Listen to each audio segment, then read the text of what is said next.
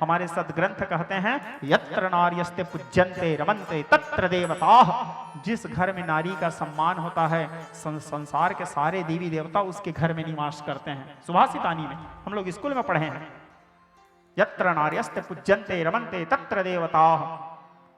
और जिस घर में यदि कोई नारी की आंख से आंसू बहता है, वो रोती है, तो उसके घर में कभी लक्ष्मी स्थिर नहीं हो सकती।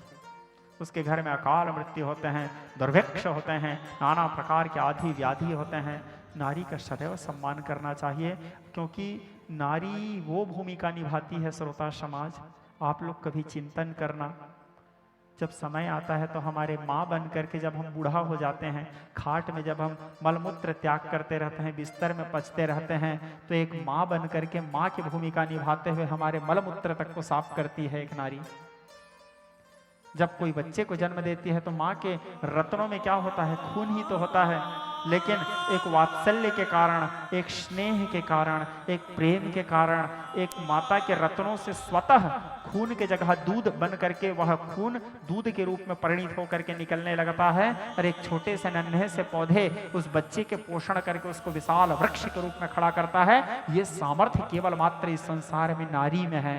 भगवान नारी को माँ, एक बेटी, एक बहन के रूप में भेजे हैं। नारी के बारे में तो मैं आप लोगों को बताया भी हूं। नारी अर्थात माँ, मातृशक्ति। ये जो माँ शब्द है, माँ बनाने के बाद तो भगवान भी डर गए थे। क्यों डर गए थे? सोच में पड़ गए थे। क्यों सोच में पड़ गए थे? अरे ये तो मैं धोखे से दूसरा भगवान बना डाला है ना। क्योंकि माँ भगवान से तक लड़ जाती है। माँ, उस भगवान को तो हम देखे नहीं हैं, लेकिन धरती के यदि साक्षात भगवान कोई है तो वो माता पिता है।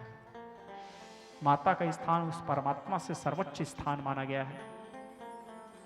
सदैव नारी का सम्मान करो, सदैव नारी का आदर करो। यत्र नार्यस्ते पूज्यन्ते रमन्ते तत्र देवताः।